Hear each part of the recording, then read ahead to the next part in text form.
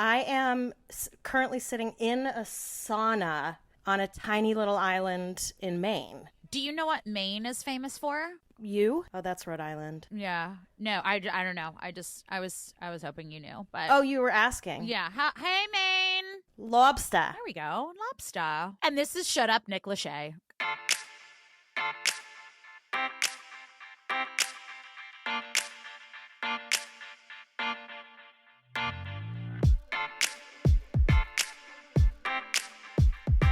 Welcome back. Welcome back, everybody. We're back. We're here. I am Ellen Marsh, and with me, apparently in Maine, is Daisy Egan. And this is Shut Up, Nick Lachey, your favorite? Question mark? I don't know. There's so many Love is Blind recaps, but we're sitting here commenting, judging, recapping the hilarity, the nonsense, the absolute buffoonery. The Netflix TV show Love is Blind. Yes, and we are the most qualified, I think, of all of the recappers. So, if you really want like the proper in-depth psychological, scientific recap, we are the ones to come to. So you did it right. I'm not sure because I haven't taken a survey, but I will. But I think that's why they're here. Yeah, for the science. The science. Yeah. I just want to say that listen, everyone, buckle in because the more in depth we get in this show, the first show is really just sort of like dipping your toes in. Episode 2, we go into the deep end when we go diving. You remember when you were little and you went diving through those like rings? Like your mom would sit there and just throw rings into a pool, yes. And then you had to like dive down and get the rings. Did you ever do that when you were little? Mm-hmm. That's what episode 2 is like. Also, growing up in the 90s was wild. Mm-hmm. I do want to say something before we jump in because when I was editing episode 1, I looked harder for this one clip. I looked harder for that clip than I looked for my orgasm in my 20s. Yeah. But I found it after we posted the episode, and here it is. Really good at cunnilingus. I know it's my God-given talent. Everybody gets one God-given talent. I feel like you all needed that clip from episode 1, and I didn't provide, so this is the first of several apologies I will make. I'm sorry, I will do better. Right, but that also helps with your credibility, because now they know that you weren't just making that up. It is an actual thing that happened. And I stand by what I said. No, you don't. No, you don't. No, you're not.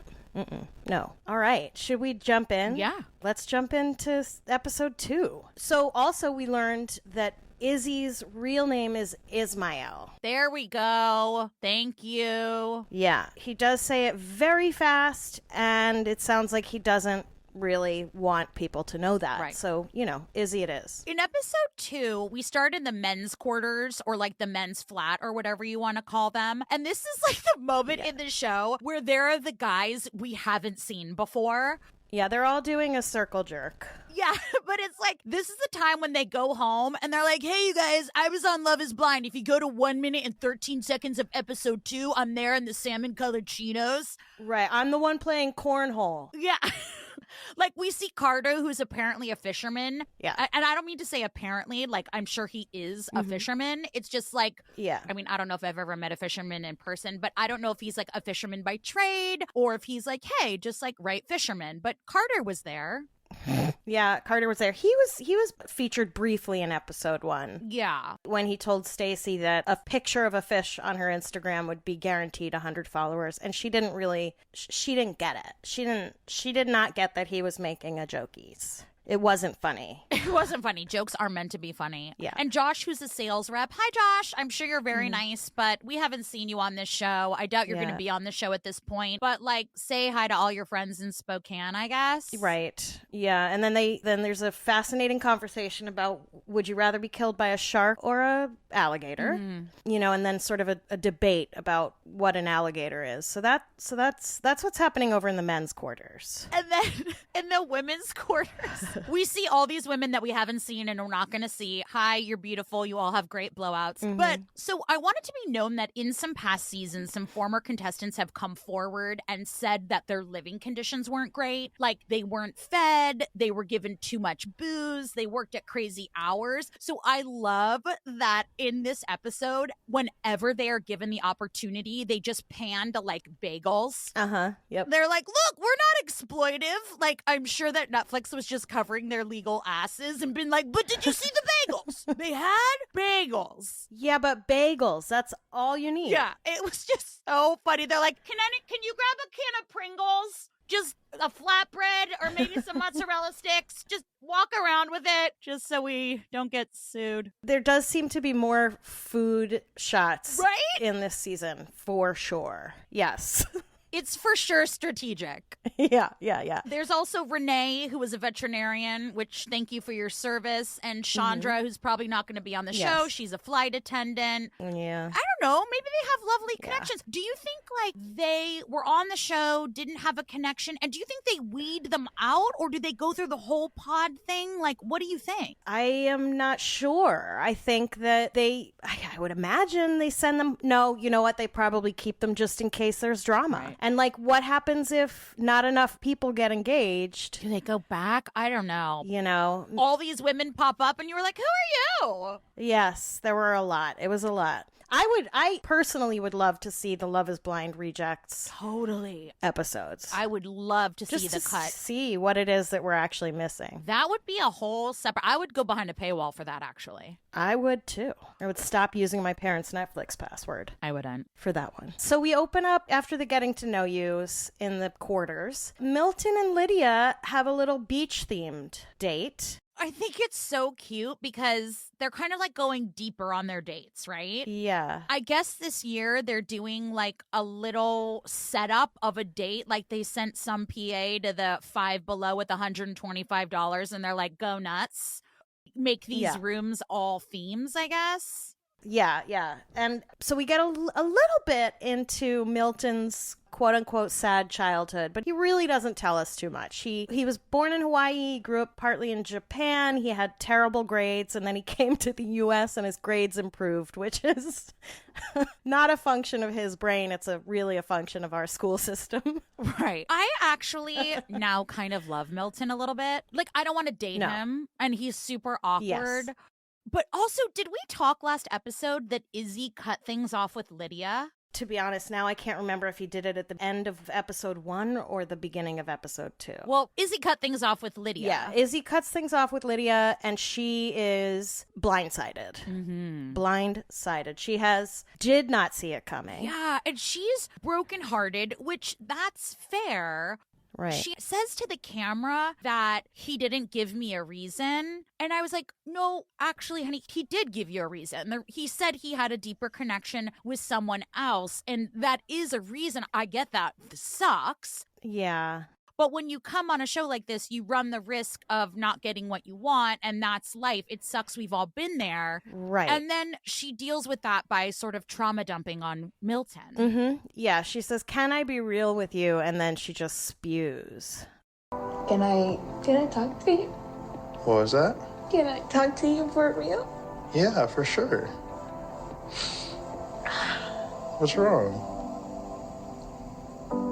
I crave so hard to be loved for who I am. Yeah, of course. And I wanna be seen for who I am and valued and loved for who I really care. And I'm so passionate and I'm so genuine and I'm so loving, but yet, like,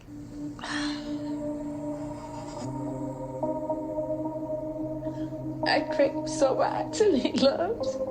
You know, and I think he's like, yeah, of course you can be real with me. And he's expecting her to say, like, sometimes I don't like looking at rocks. But that's not the level of real she wants to go. He is so sweet and he is so awkward and he's really young. And I have a feeling that Lydia, as much as, like, I love her woman power, you know, sisterhood, I think she has a tendency to hear what she wants to hear.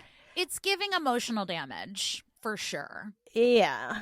Yes. You know, Milton is being very supportive and kind. Now, remember, Milton is 24. You know what I'm going to say. You're way too young to be on this show. Way too young. That's a given. I'm not going to keep repeating myself, but I probably will. Milton is the kind of man that women say that they want. Yes. He's super green flaggy, no drama, fucking loves rocks.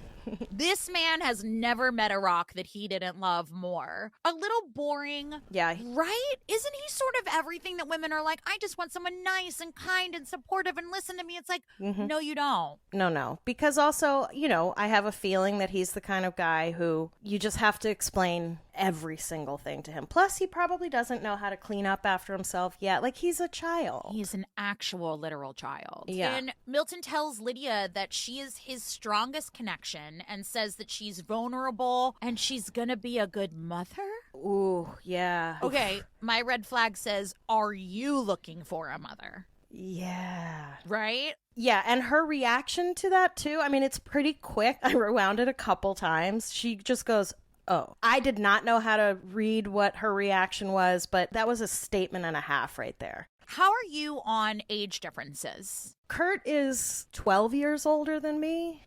Generally, I think they're fine, but your prefrontal cortex needs to be finished developing. Totally. And it is not at 24. I don't think it's the age difference. I think it's the actual number that you're at. Because there's 6 years difference, 24 to 30. But I don't think like 40 to 46 is a big deal. I think it's very much of the moment where you're at. Right, exactly. He's sweet. He's just 24. I just want to be like, baby, like go be on Wheel of Fortune if you want to do a fun little game. Don't be on this kind of game. Yeah. Go on MasterChef Junior. My friend Jordan said that contestants 19 to 25 should just be on Love is Blind Junior. Yeah, I love that. Which I would absolutely watch. I feel like Milton has endeared himself to Lydia a little bit, but I don't know if it's just because she's in a place and she needs some warm fuzzies and support, and he's providing that. And she admits that she was like really hung up on Izzy and she was hung up on his age. I was like, but I feel like this is actually just like two besties hanging out and like you're talking to your gay best friend, and he's like, no, you can confide in me.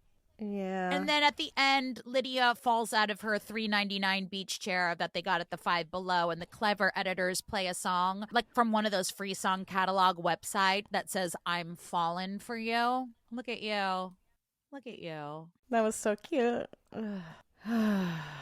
They have fun. Next, as far as I know, as far as my notes tell me, we go into Taylor and JP's little date. Theirs isn't themed. They just have their couches. But what we see sort of right away is on JP's couch, there's like this American flag. At first, I thought it was a pillow, and I was like, that's weird. That's out of place. Like, I haven't seen that before. But it turns out that's his Banky. Well, Taylor is ready to get deep, and she hits JP with her questions. And she asks about his childhood, and that hits him in a place. So growing up, my mom was like a really angry person. Like I love her now, and I don't really like talk bad about people. She wasn't as bad towards me, but she would take out her anger on my sisters. And just like go into their rooms, and wake them up and yell and like trash everything. And then but when she would leave, I would go in there and just try to comfort them. His response was very interesting to me because, look, we all have different thresholds and we all have different trauma. And this show is also making me rethink how I have gone into relationships where I'm like, here's all of my... Right. Let me open up all the trash bags and you can pick through them. And so for me, like his brand of trauma, I'm like, that's a Tuesday afternoon. He was clearly really formed by that. And I don't think he's talked about it much. He barely gets it out. I really appreciate him being so open and honest. Again, we don't see shit like that in the real world for a long, long time. Yes. And he says, I hate crying. And I was like, oh my God, I love crying. That's so weird. But I think that experience with his mom, that has to affect how he treats women in the future in some way. I don't know him well enough to weigh in. Yeah. And she's very sweet and tells him it's okay. Yeah, let it out. And then he takes his binky and he wipes his tears with the American flag. And now I didn't see the American flag until he did that. And I was like, where did you get that, my guy? Like, did you pack it? And then he says, I feel really comfortable with you. And I was like, yeah, comfortable enough to wipe your tears and your snot boogies with the goddamn American flag? Yeah, which I am pretty sure technically is treason. Yeah, or something. I think it's actually like a law that you're not supposed. I mean, I think it's technically a law that you're not supposed to wear anything with the American flag on it. Like, and so for you to wipe your trauma books on the American flag, I'm pretty sure like back in the day that would have been a hangable offense. I'd imagine him in his apartment being like, I got my boots, I got my toothbrush, oh, can't forget my American flag hanky. And he was like, thank goodness I brought this, because one day I'm gonna cry. Thank God I brought my banky. And I'm gonna need this hanky to snot in. Girl, you just made me cry into my banky, to my American flag banky. Now this is real. I knew it was real with your mama when she made me cry into my American flag banky. And then they say I love you. This is interesting because he says, "What's the biggest regret you never told someone?" Mm-hmm. And her response is that I love you. And I was like, wait a minute. Was he just like, did she mean that I loved them? Like, I regret not having told somebody that I loved them and she misspoke? Or was it weird editing? Or did she use that moment to like let it out? And then he says, I love you too. And in my head, I'm like, oh, fuck. Did she just like All right. misspeak her way into an engagement? She's like, no, I meant, oh, fuck. Okay, yeah. Oh, no, I shit. see how your brain went there. That's on me. I did say you. Yeah. I meant them. She's like, well, I gotta ride this fucking log flume until the end. I said it now. I said it. I gotta hold on. JP seems really precious. I mean, love is a construct, Yes. but, you know, great. Good for you, JP, and your American flag. He actually seems pretty beige flaggy to me. Sure. Haha, flag. Yeah. I will say, he's the kind of man who, if I saw him in an alley or at a bar, like, I would go the other way. He gives me, like, frat boy vibes that freak me out a little bit. Really? Like, once I heard him talk, I was like, okay, it's not... Is it the American flag? Is it, like, January 6th vibe? I think that's part of it. I find him very docile. Yeah, I just think, like, literally, like, looks-wise. I think if I saw him, I'd be like, that's a guy who puts a roofie in your drink. But then once I talk to him, Okay. Because that's how I judge everybody. I'm like, whatever I think of you absolutely immediately is going to be it forever. What did you think of me absolutely immediately when we first met, even though I can't even think of the first time we met, but I'm still putting that pressure on you? I was like, wow, you're a lot. Oh, God. No, I think, to be honest, though, I was intimidated by you for the longest time because, like, you're so smart.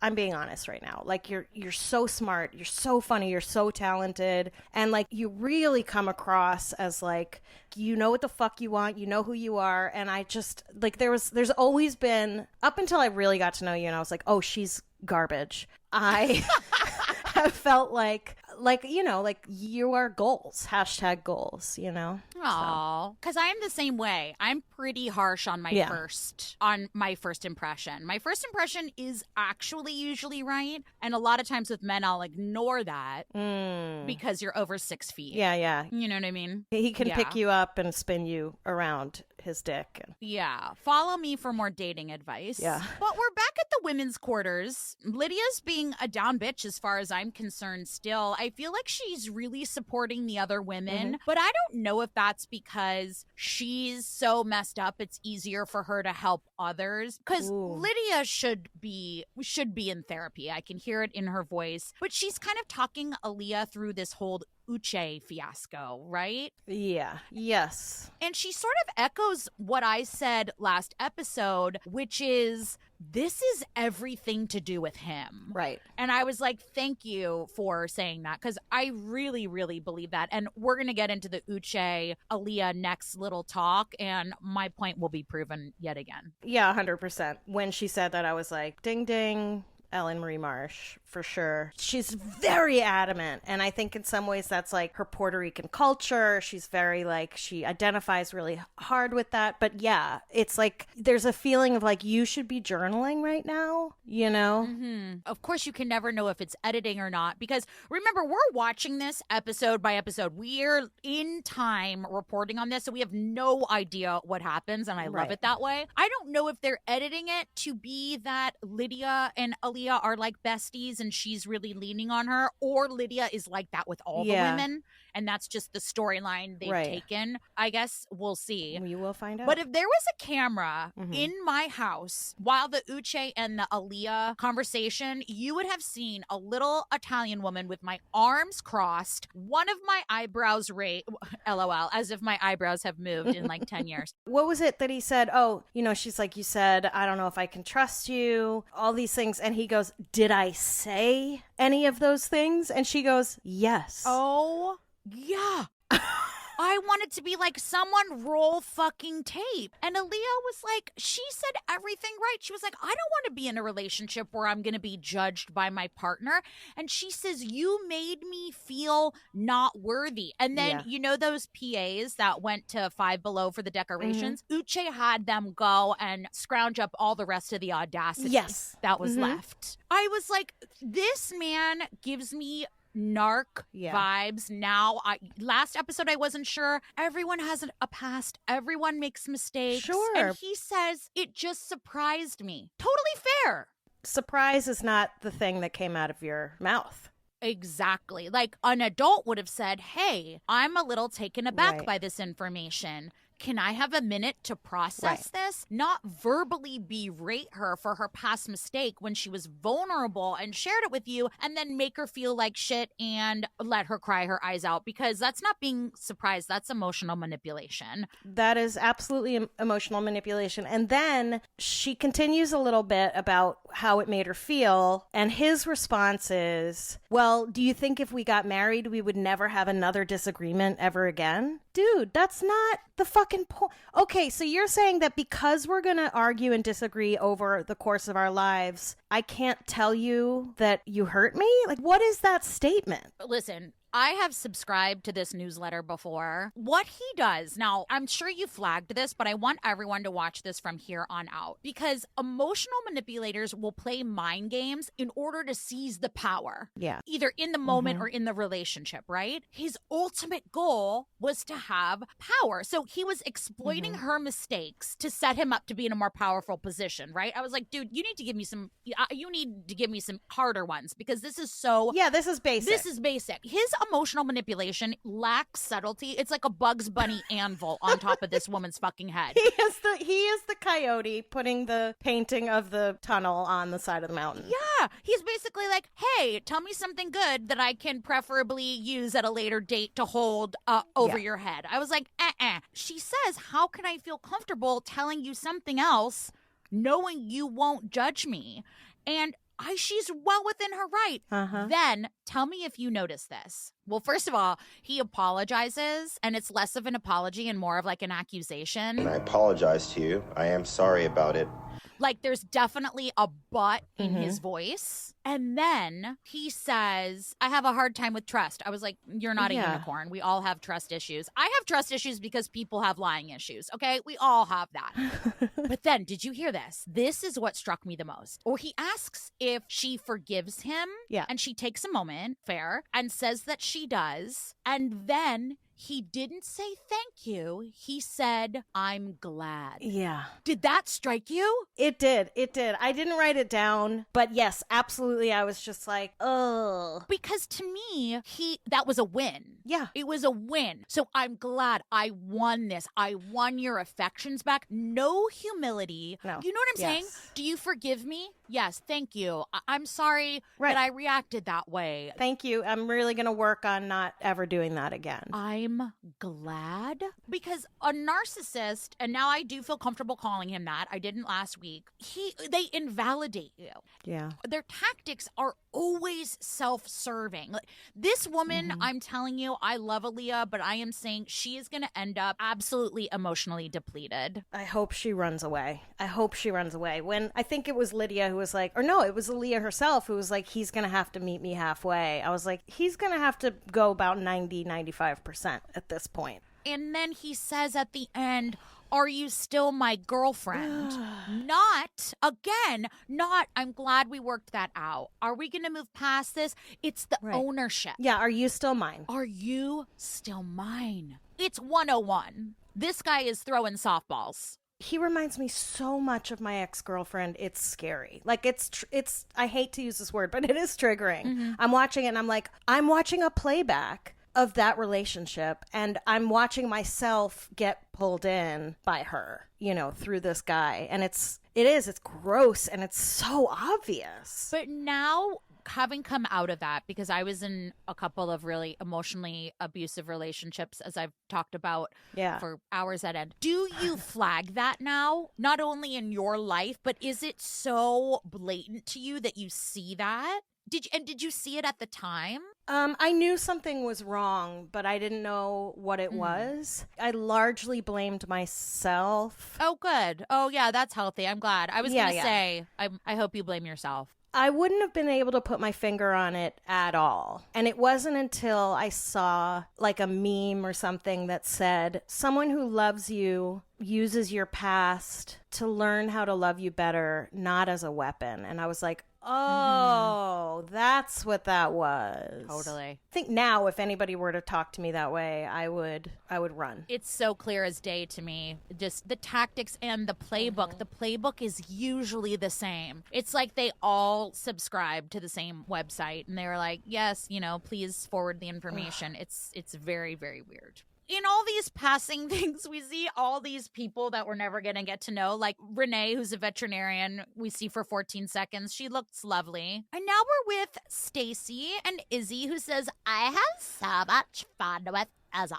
Stacy is not giving me good vibes. And Izzy says to her, I've been getting deeper with some of my other connections, but with you, it's easy and it's fun and it seems stress-free. And then she gives this like gobbledygook response. He literally says, you're not being vulnerable in the way that these other women are. However, I'm finding it really easy. And she's like, yeah, but isn't easy like preferable to like hard or something like that? And she ends this gobbledygook nonsense monologue with, I could give two fucks if someone in there wants you the same way I do. I'm like, what are you saying? What are you saying? I was thinking, I don't specifically think this with her, but have you ever had a situation where banter is important, comedy is important, but have you ever gotten into a situation where you're like, can we put the banter away now? Yes. I'm not saying that Stacey isn't capable of that. We haven't seen it, but I have gotten into a situation where it's like, now I need you to like, you're funny. We have a vibe. Now let's actually talk. Yes, 100%. And I think people like that are usually masking something pretty awful. Totally. Stacey was also giving me I'm a guy's girl energy. Yeah.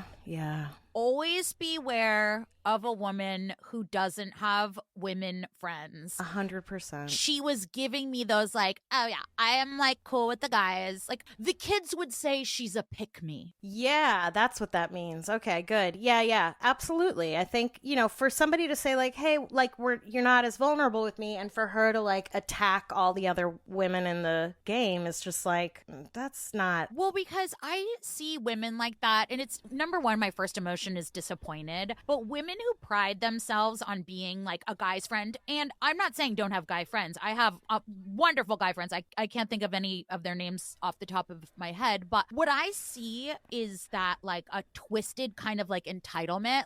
I have a better understanding of men, whereas the truth of the matter is women are way more challenging than men, right? Yes. Men are simple, they're basic. Women are complicated. This is science. I did not write the science book. Do not DM me. But chances are, if you're that kind of woman, you're trying to get away with some bullshit that a woman would not let you get away with. 100%.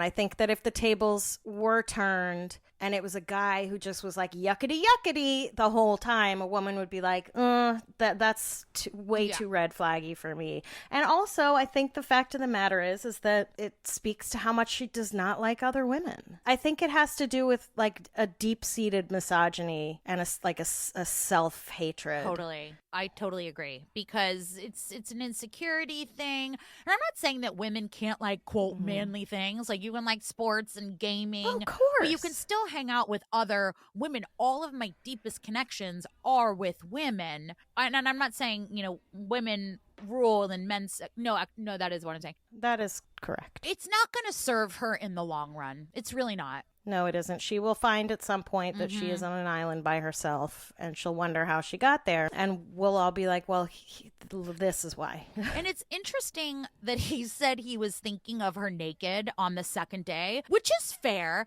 But here's my question. Sure. What are you thinking of? You know, I have learned about myself that I cannot picture people. You know, I listen to the radio and podcasts and stuff, and then I'll see the picture of the person I've been listening to for a year and a half, and I'm like, wow. Yes. That looks nothing like what I thought. I wouldn't be able to tell you what I thought, but it's not that. Yes, I totally agree. That's why I'm like, are you thinking of like a famous person or someone you know from home? Right. It's like I've been thinking about you naked, titties and pussy. Titties and pussy. Then we see Maris. She's just in the quarters. I don't know. I feel like she's just there to ask questions and she has no through line. I think she's a plant. You know, she's like she's just like there and she's like, yeah, but what did he say? And then she just like runs away. I'm not well. And also have a bagel. She just walks across the camera. Yum, yum. These bagels are delicious. Thanks, Netflix. I'm full. Okay.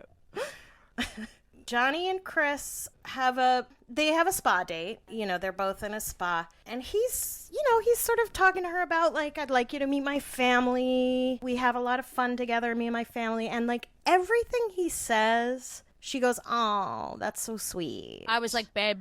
Oh, that's so sweet. She's not into you. The Oz, nope. Yeah. Those Oz are not hot and they're not sexy. Those are best friend Oz. Those are like, that's when my son tells me about things. I'm like, oh, how cute. Like, that was bad. I have no idea. It doesn't seem like he picked up on it at all. He does say that him and his family play my favorite party game. Yeah, I like how he said celebrity as though nobody knew what it was. Yeah. We play this game. It's called Celebrity. Like, we play this game. It's called Rummy. No one wants to play games with my family. We are Italian and loud and competitive. It's prison rules. Like, if you come to my house and play Celebrity, we're like, Mom, what the fuck? It's Beyonce. I love that. I am like that, and my family is not. I am competitive. Don't fucking cheat. Like, I will be on you. And my family is... they're not into love it. that game. So I was like, Chris gets points in my book just because his family plays Celebrity. That's a low bar. So then Chris drops a bomb. I'll tell you this, like, I have not stopped smiling since I got in here and got me feeling some type of way. Aw, that's sweet. I'm in love with you. Like, And he sees himself marrying her. Yes. I actually like Chris. I didn't like him in the first episode because he said that people think I'm hot or whatever. I was like, listen, he's basic but very dear. He's super beige flaggy to me. He's the guy who fosters the dogs. I actually really like him. I know, I do too. I think there is like this sort of sweetness about him. I originally thought he was Cole in a different font, but he's really not. He actually is very lovely. But we're going to learn that Johnny likes Izzy. Johnny really likes Izzy, and Johnny's feeling pretty confident about that relationship, wouldn't you say? Yeah. Oh, I absolutely would say. This is when we learn that Izzy grew up Jehovah's Witness, and it sounds like Johnny had never heard of that before in her life. She was like, what do you mean you couldn't celebrate holidays? Yeah. And it was relatively recently that he got out of that. Like, it was, he said 2018, he got his first Christmas tree. So that was not that long ago. And then he tells us another big family secret. Yeah, he said he was invited to his friend's house for like Easter and they did an Easter egg hunt and he's like, what's that? What do? You put these eggs in a basket and they've got mini M&Ms. This is wild. And his dad or something saw him. He was furious. And was like yanked him out of the poor Easter egg hunt. And, screamed at him. And Izzy was appropriately devastated by that. And he went to a cousin's house and told his cousin about it. And his cousin apparently says, but that's not your real dad. I was like, cuz, were you the one? Was this the time? He's like, oh man, listen, your dad can be a dick, but like, that's not your real dad, right? Like, not the time, my friend. Not the time. That's some serious news. It's not that it doesn't happen. It does happen. Oh, yeah. But I was like, holy smokes. Like, was that how the, like, family landscape was laid out? They were like, cousin Jedediah is the one who's going to tell him about his dad not being his real dad. And then there didn't seem to be, like, his response was basically just like, I got out of there. Yeah. I mean, I think he did say that he was in therapy in the first episode. And I like him. I think, you know, he seems to be relatively together. I don't know. I have something to bring up a little bit later. I don't know if Izzy, I don't know. Johnny says that her connection with Chris feels more like a friendship. I was like, Daisy and I knew that 20 minutes ago, obviously. Yeah. With the Oz. But also, she gave the Oz, but she also said she saw a future with him. With Chris. Yeah. 2 minutes before this scene, she's saying, I do see a future with you. I could see marrying you. And then in the date with Izzy, she says, Chris is the safe choice. And I always go with safe. That's not nice. Yeah, she says this to Izzy. I feel like Chris is the safe choice, and I always go with safe, and I feel like with you it's more exciting, she says. That always ends well. You know, and like maybe a little dangerous. I can't remember the word she uses, but but that's what she says to Izzy 5 seconds after saying, I mean, look, it's editing, but still. I see Chris's heart getting broken in this moment. I'm just like, this isn't going to end well, and I actually really do like Chris. He seems pretty confident that they're going to do it. And by do it, we mean anal. Yeah, the peen and the butt. So then we go to JP and Taylor. And we do a silly goose little montage of their time in the pods. They're so silly. Yeah, their long relationship together. They come and he's in a suit and she's in a white dress. I was like, has production talked to you? Okay, so I was going to ask you this question because I thought you would know. But how do they know? Because I've noticed that when it comes the time for the proposal date, the woman is almost always dressed up. So they have to know. If I was in the pods, I love dressing up. I love an outfit. I love a sequin. I love it all. I totally recognize you don't want to look like shit on national TV.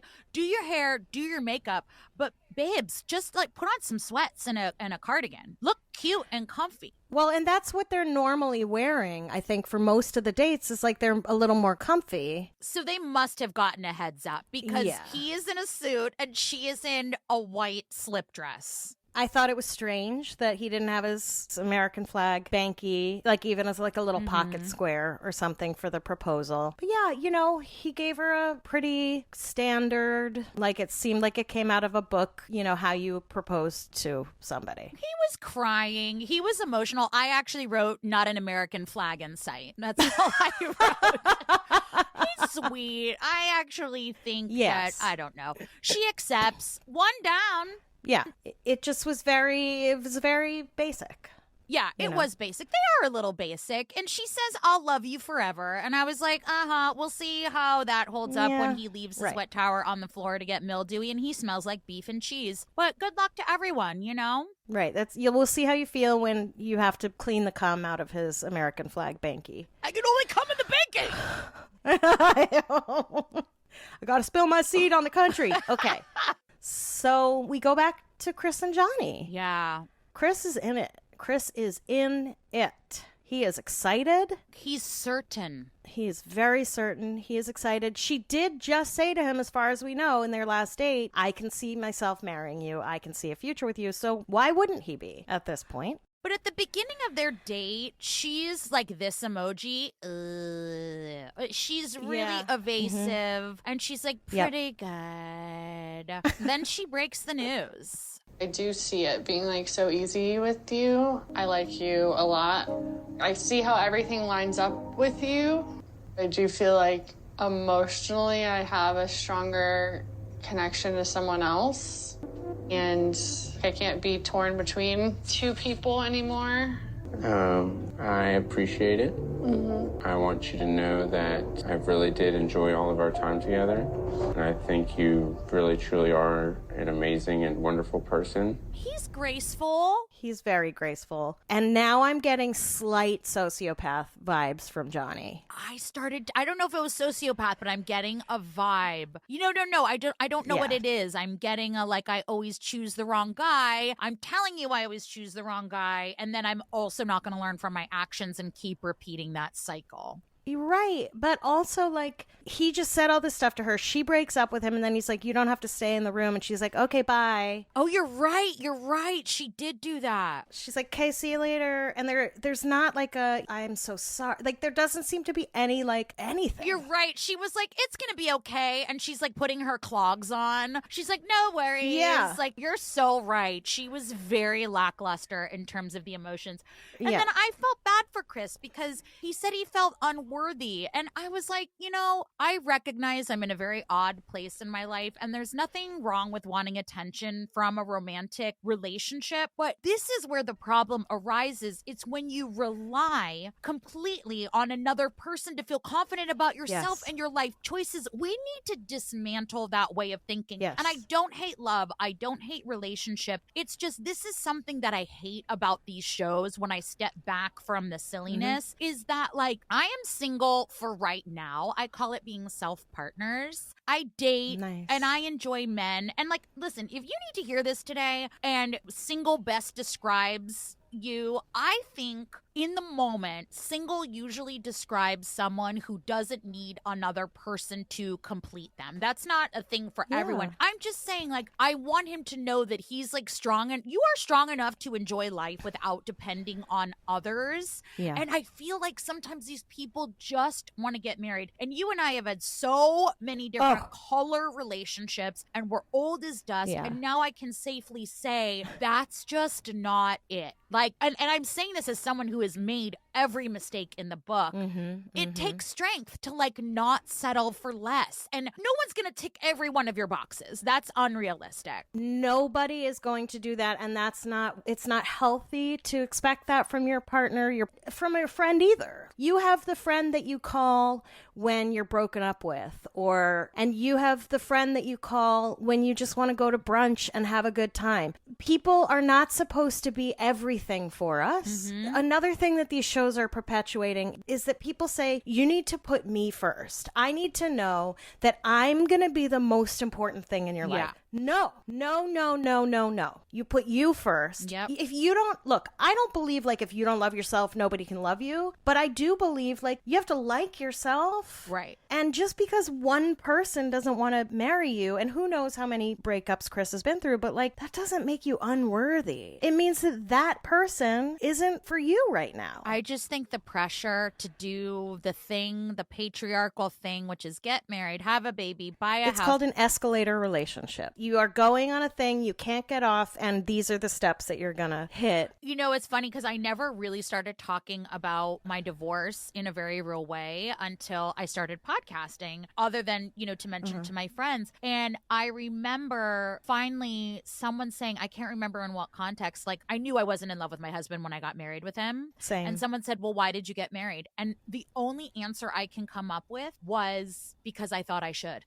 Oh my God, Ellen. Yeah, my first marriage, he was somebody who I realized in retrospect just wanted to be married. It wasn't like I found you and I want to be with you. It was I'm looking for somebody to get married to and you're here. And my joke is, when people say, why did you get married even though you knew you didn't, why did you say yes? I say, because he asked. Yeah. What was I supposed to do? Say no? Yeah. Hurt his feelings? Yeah, what quote is that? Oh, I think it's from Sex and the City. Because when a man kneels in front of you and asks you to marry him, you say yes. I want to say the thing, because I have to cover my bases, what I said about being single. Don't fill in the blank and make it seem like you're not worthy or that I think I'm cooler or stronger than you because I am single. That's not what I said. Everybody has a right to live their life exactly how they want. I mean, unless you're like, racist or transphobic or a misogynist or any of the phobics. You're allowed to live your life however you want to live it as long as you're not hurting other people in the process. Everybody's life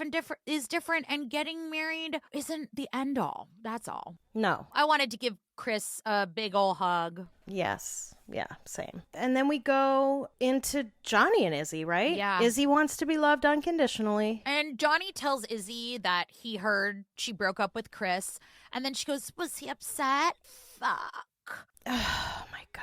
What do you expect? Honey, what did you think was going to happen? She seems real upset that Chris was upset. This is where Izzy starts to turn for me. I'm just wondering how you felt, because he says obviously he's scared, and then he says something that I've never heard before. Hold on, let me make sure I read it correctly. He says, beep, bop, boop, bop, bop, bop. Oh, he says, I hate rejection.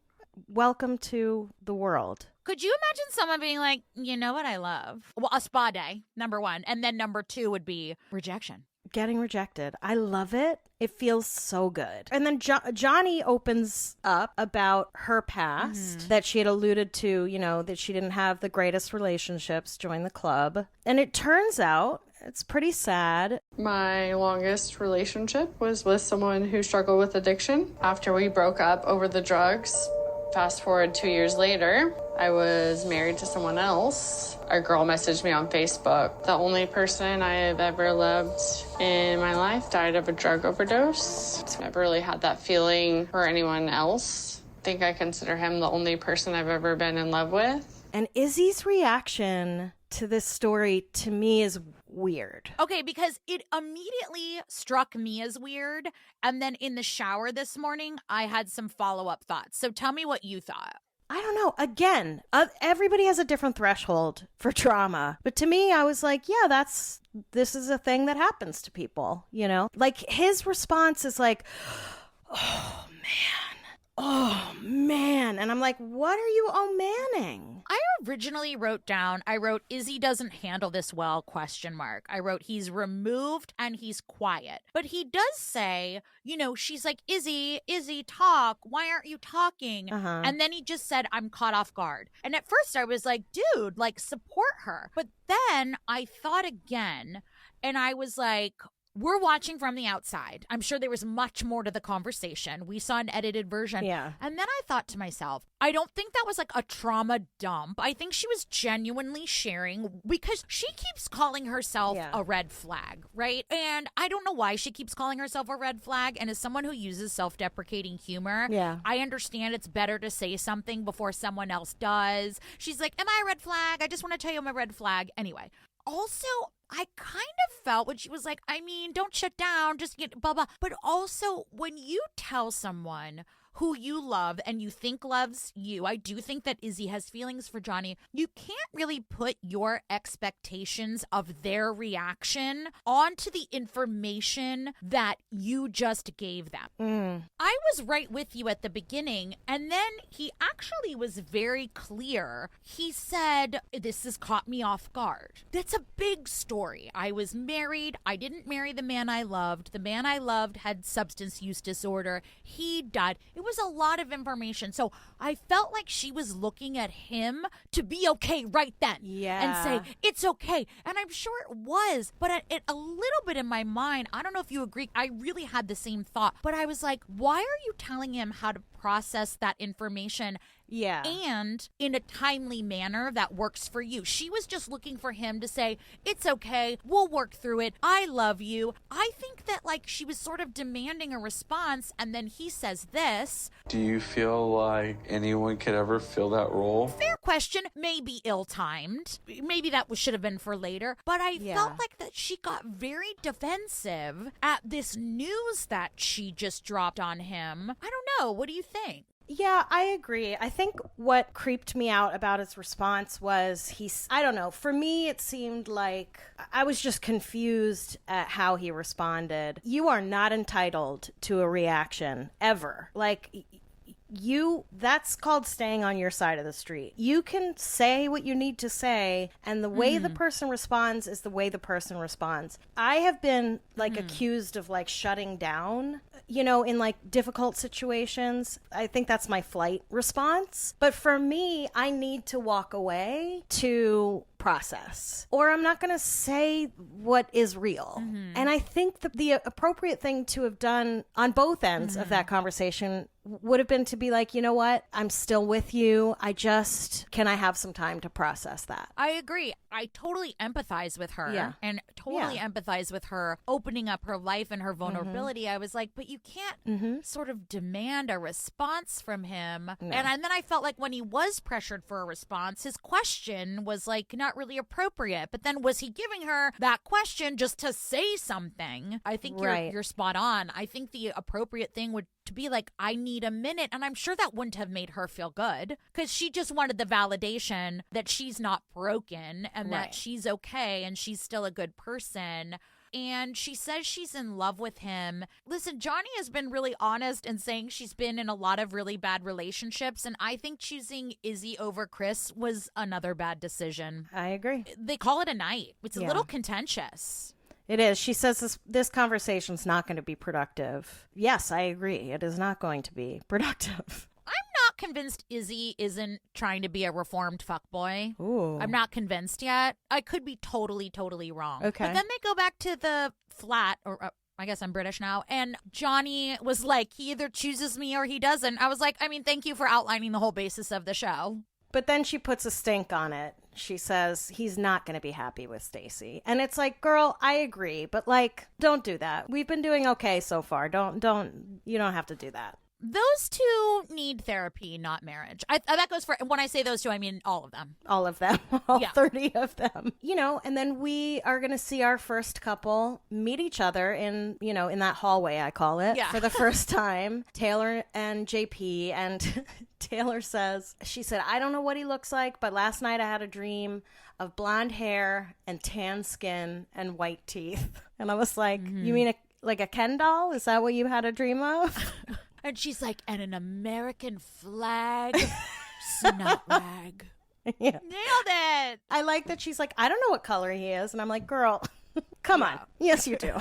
And as soon as I watched it, I was like, they're going to hold this in suspense. I know they're going to. That's going to be the cliffhanger. Yeah. But I will say that silhouette of her on the glass, she looked like Marilyn Monroe. She looked so gorgeous. I almost gasped. That was an hourglass figure. And of course, they leave us there. They're prepping to open the doors. Are they going to kiss? Are they going to like each other? Who knows? Because that's the end of the episode. End of episode 1. We are left wondering if love is blind. I love the onion of this show. I feel like with every episode, our first episode was like 50 minutes. I feel like our second episode is going to be like an hour 10. Our third episode is going to be like an hour 45. And pretty soon it's just going to be like War and Peace. And Nicholas Nickleby. You can stop now. Right.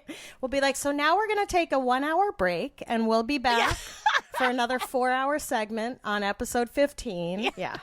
It's like, is this a podcast or is this Angels in America? It gets better and better. And by better, I mean messier. Messy as fuck. It's going to be fun. What are you thinking leaving episode 2 going to episode 3? I'm hoping that Johnny and Izzy and Stacey all leave by themselves and get therapy, but I don't think that's what's going to happen. That would be a really shitty TV show. Well, that would be pretty boring. Yeah. And we all went to therapy. I am hoping that Izzy picks Johnny, mostly because I don't want to have to put up with Stacey for the rest of this series. I think that Taylor and JP will probably be fine. They remind me of they have cookouts in the backyard on 4th of July and they have 14 kids and I think it's going to be fine. I'm worried that Aaliyah is going to say yes to Uche. I think Uche's going to propose because he gets what he wants, It's a competition. It is definitely I think Stacey also said... He's like, is there $1 million at the end of this? Is this the game with the $1 million at the end? I think that, Stacey said in the first episode, I never fail. So, right. I think a couple people are treating this like a competition. And we'll see. My feelings about Johnny are changing. But this is what you said last episode. Where you start is not going to be where you end. Yeah. So we'll see. Thank you for joining us on Shut Up, Nick Lachey. And he followed our directions. He did. Quite well, if I'm being honest. I didn't see him one time on this episode. You're right. He was not there. He obviously listened to our episode 1 and he was like, I'm going to shut the fuck up. He's like, I should shut the fuck up, actually. And also, I can't think of a 98 Degrees song. Right. And then Vanessa was like, but, and he was like, no.